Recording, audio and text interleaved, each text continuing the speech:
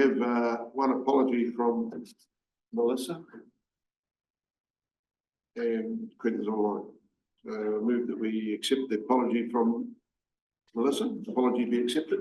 Gavin seconded. On favour? Thank you.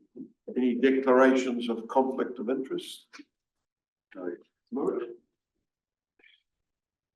No registration for public forum. No matters lying on the table.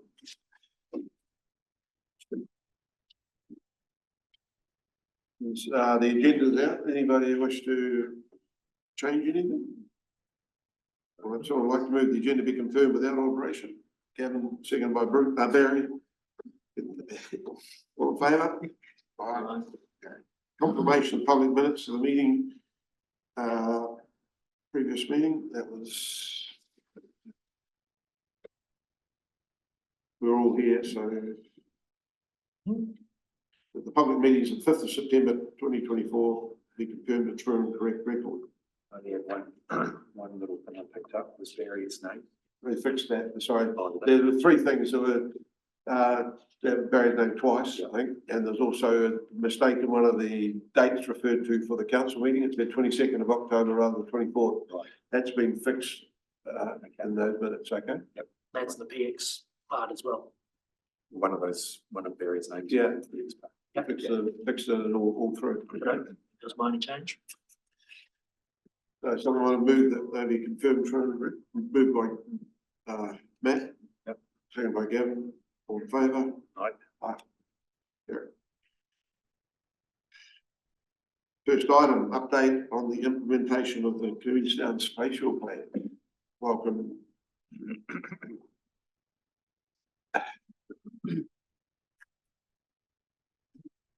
Michelle.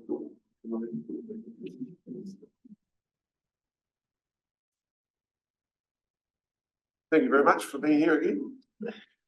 Very important summary of what's going on. Thank you very much. You want to lead into it or just take questions? I see you've put in the front there explanation of all the amber statuses, which is good. Anything you want to add? Anything changed?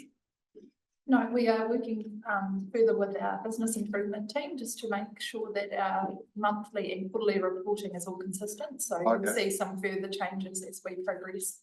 So we've noted that doing slightly a couple of different things that will be move into our reporting. Okay. I just had a couple of questions on the start thing going on just on the front on page 15 of this is on the agenda, not on the summary report. I don't know if you can answer this, or maybe somebody else can. The NZ funding for stage still to be confirmed. Is that still outstanding from the government or not? Do you know anything of that, Kevin? No, it's the same question. So, what way? I guess my question is, did the stage 2 cover the Frankton Road part? It's not currently funded. Do we know? No, that's right. We'll just leave it with you. We can come back. Anybody else? So just noting that this report is from August, so we will be getting a further updates shortly from them. Because there's a couple of other things in there too that probably changed since August. Yeah. Like the ones I get noted down with that A7 route currently, it must be red now, is it? Because there's no current funding for it. They were trying, well, I'm trying very hard to make it green. Yeah, so they've confirmed that there is use that carry forward amount from the 21-24 NLTP, but until they can kind of do cost analysis, they don't know whether or not there'll be sufficient funding for both the A2 and the A7. So that carry forward amount, that's that 10.5 million. That's NZTA money, yeah. And I think GC Taylor did do have a look into that. It's predominantly for the, if not all, for the A2 route, I think. Yeah, so that's their focus. That's all they can see is a big bridge. Yeah, so they have noted that there will be no construction within this current NLTP period, but whether or not there's some funding for the design work, it's yet to be seen. And the other, the other one that relates to it. Okay. Quentin? Yeah, thanks. Some similar sort of comments that or questions that you know, as I've expressed before, I do struggle with this traffic light system in terms of acknowledging it just doesn't correlate to the level of risk and challenge that we understand to be facing the projects that are listed. I mean, you know, the fact that that A7 is listed as amber yet is completely unfunded, and A8 is partly funded or still has an opportunity but is red status doesn't make any sense. That there are things that we know about the ongoing nature of these projects and risks that just aren't reflected in the traffic light system at all. I mean, the fact that the network optimization single stage business case for Wanaka is amber is you know, that was completely at risk a few weeks ago, and you know, so I really struggle with the traffic light system just does not reflect the reality of where some of these projects are at, and I continue to struggle with that. Okay, we'll get comment from Michelle. If I may respond to that, Quentin, yes, you do raise that on a very regular basis. You have been heard. The work has been undertaken primarily within the quarterly and annual reporting space to upgrade the RAG rating system to reflect greater levels of risk. That is being road tested at the moment and will then be rolled over into the way that RAG reporting is done in here. As you're aware, though, there is a bit of a time lag with this report in the way that it comes to you through to this committee. So that will roll out over the next few reports, I think it's fair to say. So yes, hopefully your concerns will be addressed, but as a governance reporting tool, this enables us to give a very high level fly through of a whole range of projects, and you can then ask specific questions to go into the detail of some of the risk in them more specifically. But we will let you know as soon as this model actually realigns with the one that's going to be used for the quarterly and monthly reporting. Okay. I don't know if there's is there any comment or update you can provide on the Longview pricing thing, or in public, or not? Nothing further to say at this stage. Right. How did the housing hui in Queenstown go? That went very well. We had good discussion. It was an opportunity for us to both provide a bit of an update to the community, but also to hear about any ideas that people could raise that they thought that we should be addressing. There's a really good conversation about the Bay of Equity Housing Equity Fund and about trying to replicate something like that down here. So I thought that was really constructive. We thought overall it was really good, and we'll do another one in the Upper Clutha next year, building on what was learned. I have to apologise because I saw the invitation to that and intended to go to it. Perhaps the next one. So sorry about that. So what did you refer to then? The Bay of Plenty Equity Fund? Housing Equity Fund, yes, that's right. So that's a collaboration between public and private sector, and it's essentially trying to ramp up when you start off with the funding, and then you can leverage on that, and there's private investment as well as the council, I think multiple councils. It's really collaborative and a great news story, really. So it'd be excellent if we could try and replicate something like that here. Okay, cool. Any question on the front end of that? I'll go into the spatial plan monitoring report. I just did have another couple of quick questions. So on page 17, it talks about Alpine Meadows. Mm-hmm. Where is that? That's in Wanaka. It's sort of slightly to the south, but still pretty close to the other ones. Yeah. I think there's an Alpine Meadows in Fremantle as well. Yeah. The naming's very tricky. Fast track approvals talked on page 19, talked about the Homestead Bay, the RCL project Homestead Bay, but there's a couple more, there's a few more as well, isn't there, that are covered by that? Yes, there are, yeah. So it's just, so that was an initial list released by government, and so the RCL proposal was on their list, but there are a number of others on the list within our district. Okay. Sorry, one additional question just relating to that fast track. So have council undertaken an assessment of the risk associated with infrastructure provision that would come about if those projects listed on the fast track schedule 2 are approved around both the impact on the spatial plan itself, but also the impact on the ability to provide infrastructure. No, we have not. Those projects were released relatively recently. Meeting with council to understand and asking the ministry for details of the projects, because we don't have any official details of the projects. So when we understand a little bit more, we'll be able to do the work to speak with. At a high level, the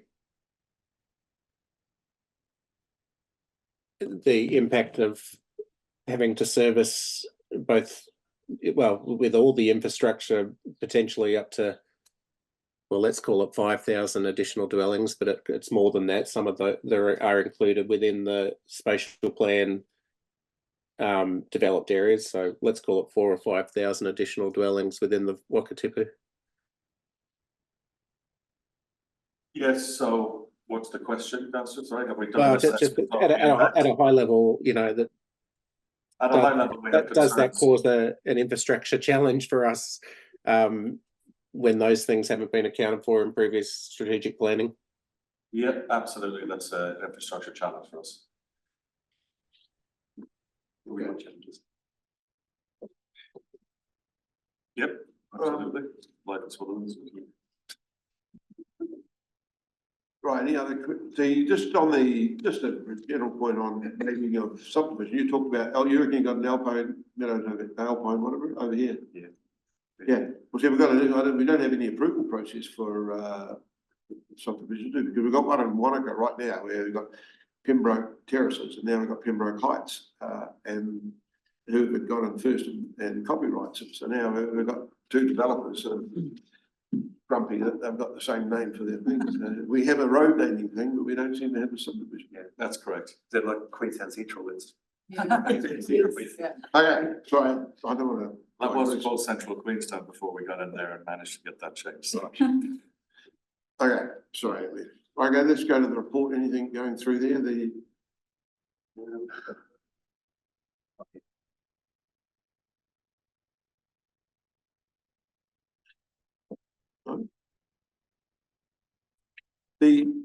Just following on a little bit on the traffic light system, the page 30. I'll pick up the report.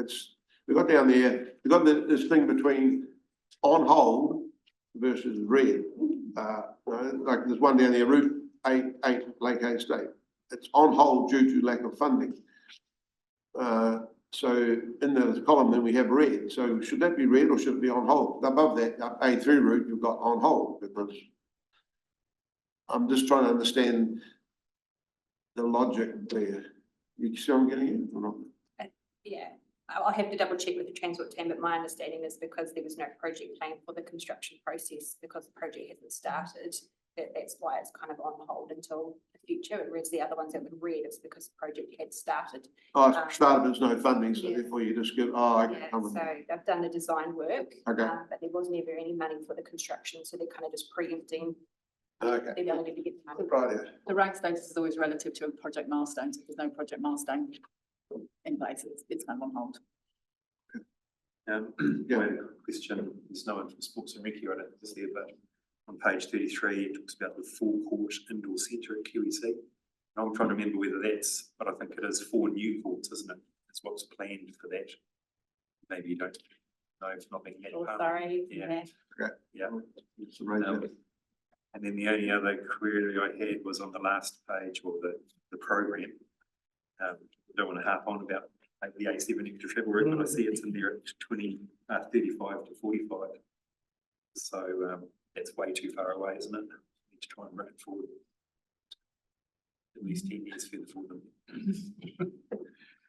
So watch the space.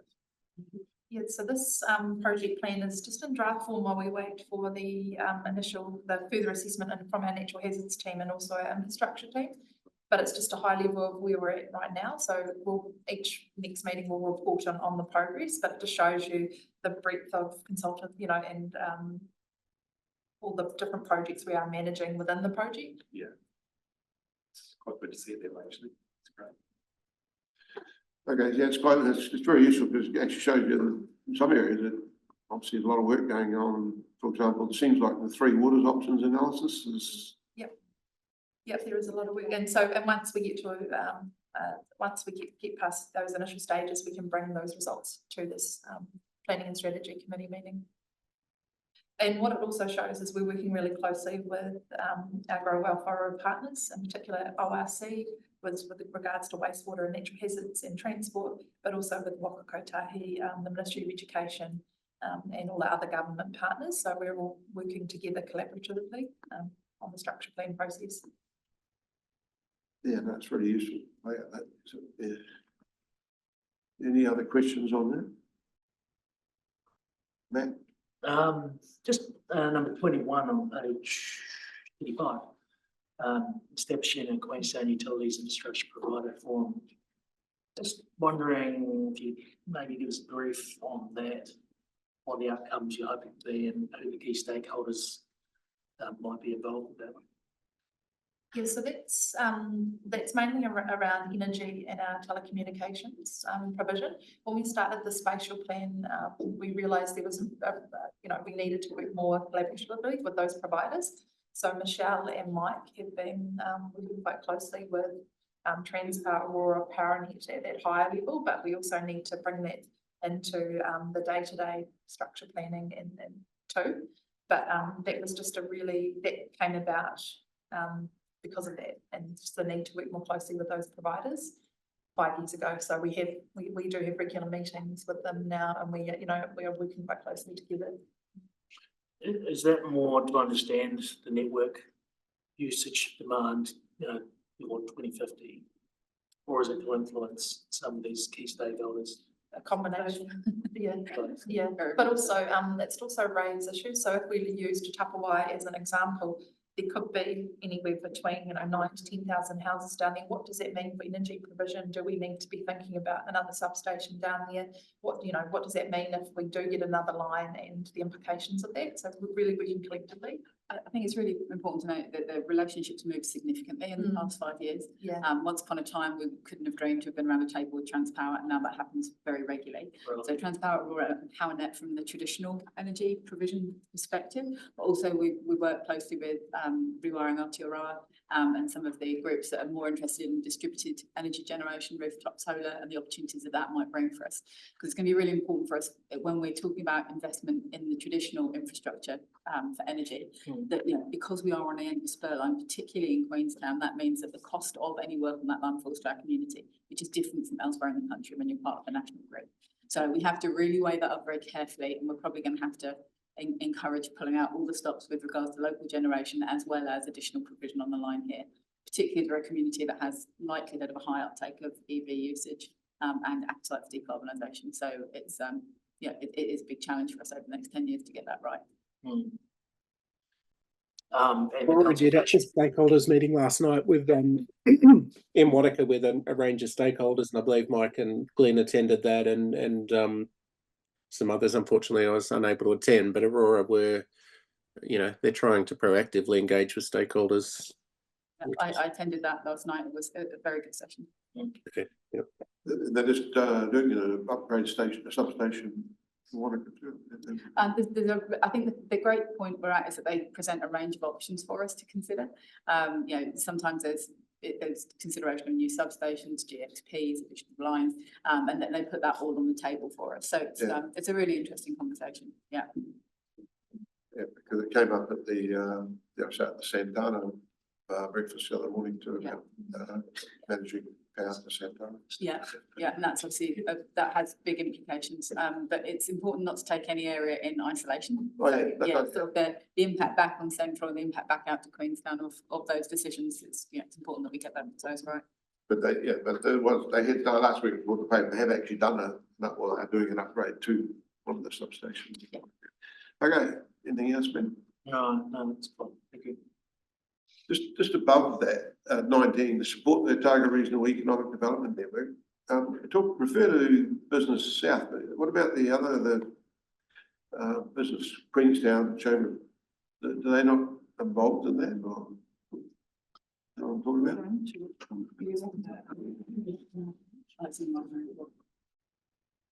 Yes, it's just Peter Harris's team and the work that Okay. he's doing, so yeah, we can add that in, so No, no. definitely, yeah, that was just, I think the rest of the work they've been doing, but yeah, there is a broader group that they connect. I think it's just that's been included because that's the sort of the regional connectivity point in terms of our standard local network. Yeah, I mean, the chambers are a really core part of our work. We Okay. met with them yesterday. Yeah, there's a bit of work going on to try to get them all working in the same direction. It's an interesting challenge actually when we start to talk about the interconnectivity economically through to Cromwell, because Cromwell work to the Dunedin Business Chamber. Yes. So there's quite the network across the lower south to navigate. In business now is taking over some changes. Absolutely, yeah, all sorts of projects. Yeah, no, okay, there's been quite a bit of liaison with Cromwell. Yeah. Okay. Very much so. Won't go any further. Any other thing on the report? Otherwise, we'll.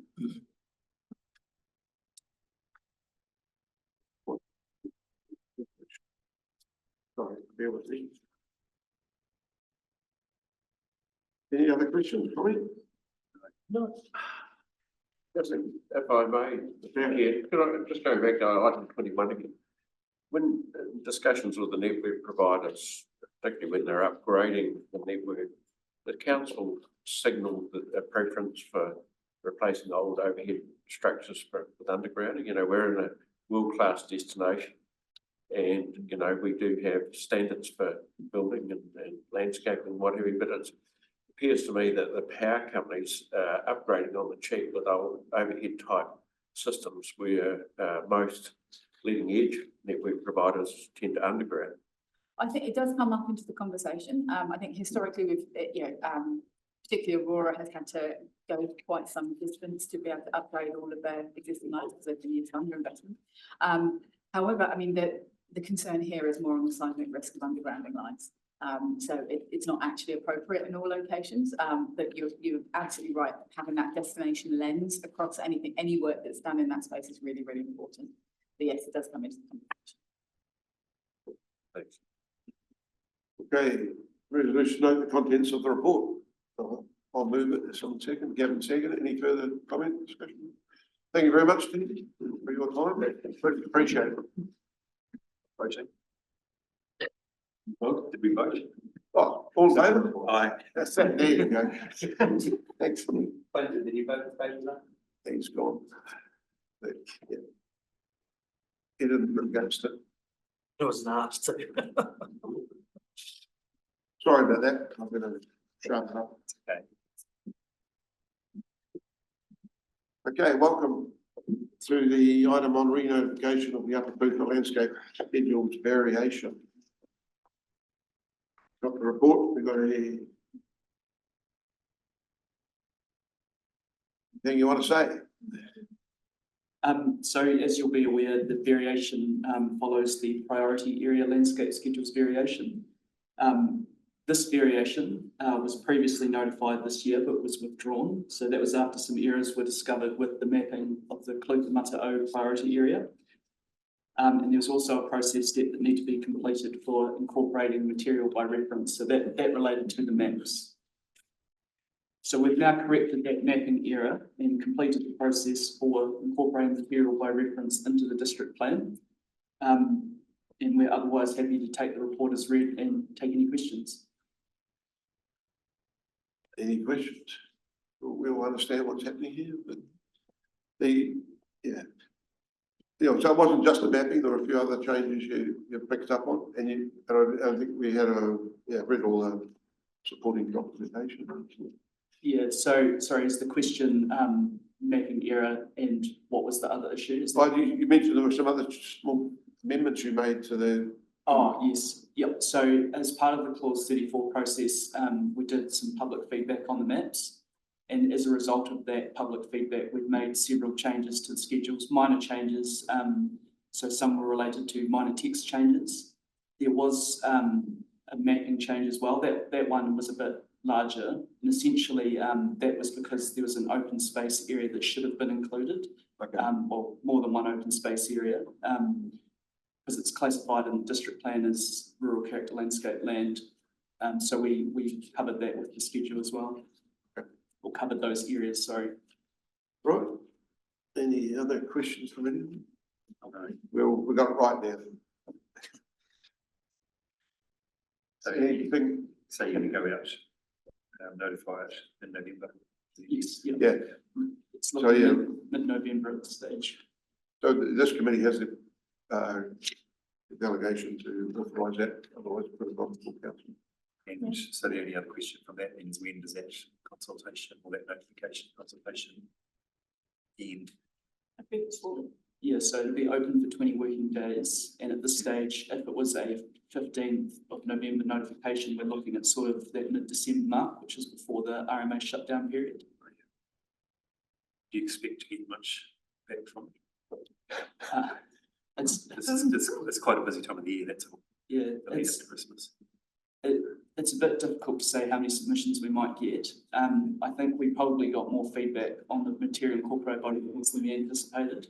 So that's likely to mean that we will get quite a few submissions as well. But it's hard to give an exact number of how many submissions that might be. It's always a target for criticism, isn't it? You say, oh, you released this right when everyone's flat out to December, we haven't got time to. Oh, they Yeah, got it's a difficult situation, because if we release it later, it's over the Christmas period when people are supposed to leave. If we do it in January, it's when everyone's on holidays. So. They can do it, and then go on holiday. Yeah, it's probably the better of the times you can do it in that 3-month period. We've got to keep moving. Yeah, through the chair, to be fair, given that it's a re-notification, we're aware, a lot of the landowners are represented by a small number of legal firms who are keeping a good eye on this process, so I'm sure we're ready to go. They've already started on it, I would have thought, they've already seen it. Yeah. It's not a, And through the chair, they're not allowed to take any leave or holidays or rest for Christmas. We they get paid the big bucks. So the earlier time though, the last time it was withdrawn about a week after it was Yes, notified, it's a week, yeah. out of that 4-week period. So everyone, well, not everyone, but lots of people do leave to the last few days anyway, don't they? Okay, no other questions? The resolution, contents report, authorise make minor edits and changes, prior to notification, approve the clarity, if any, and approve pursuant to clause 5, first schedule for re-notification of the approval of the landscape schedule. Moved by Matt, seconded by Gavin.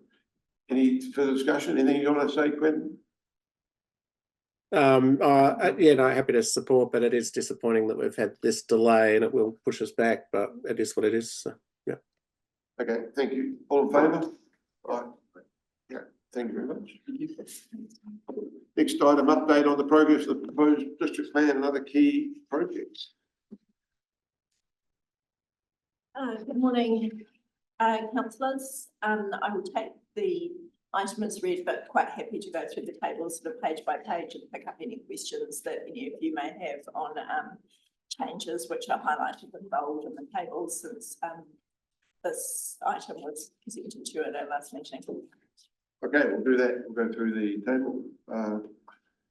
Page 51. First question I have was on page 50, the Adler appeal mediation scheduled for 22nd of August, Arthur's Point re-notification. Any update on how that went? Mediation was held. Further mediation will be undertaken, and I can answer any more questions in the public executive part of this meeting. Yeah. We've got the landscape schedule, 16 appeals. Yep. So there's an agenda item seeking authority to mediate on those later in this meeting.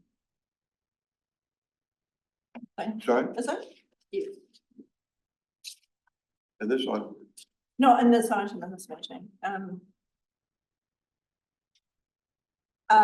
Item 6 is giving us delegations for the priority landscape areas. Yep, to be able to go to mediation. We've got Ladies Mile on the council agenda on Thursday. Yes, that's correct. We've got a letter drafted and ready to go back to the minister as soon as we yeah, get through hopefully that full council meeting. Okay, just a heads up, there's a change to the, going to be a change to the panel for the intensification. Plan change. Yes, that's correct. Okay, Taylor stepped down.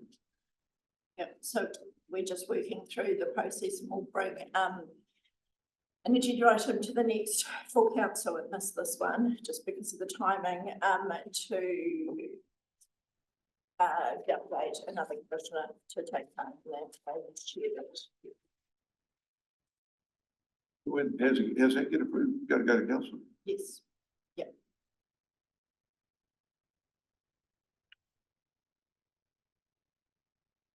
The page 56 there, the council workshop has been scheduled for purpose workshop to provide council a high level briefing on the special zones.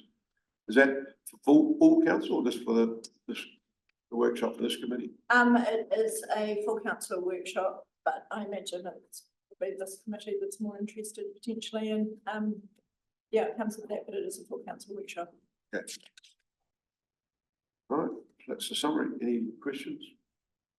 How many minutes? Got some other projects listed there. What does the memorandum on the Wakatipu equities relate to? Sorry, Councillor Smith, what page are you on? I might have jumped through the next item, have I? It was on 60 something. That's that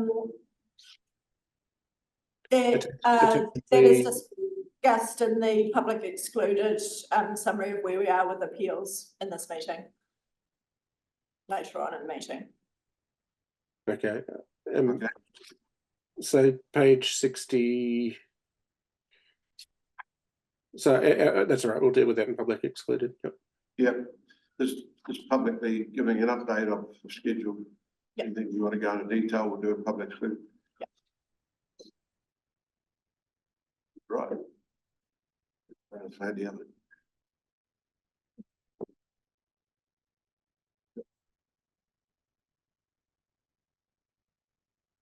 The housing and business capacity assessment, which is still no way, is it?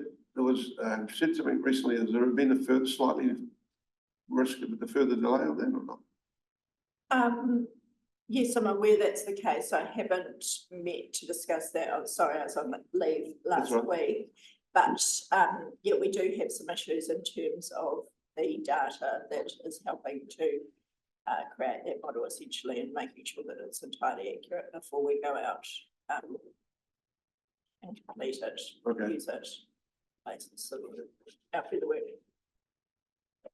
Okay, resolution is to note the contents of the report about the updates on timing and progress of projects undertaken by the planning policy team. Barry moved it, seconded by Gavin. Any further discussion? All in favour? Thanks, Alison. Thank you.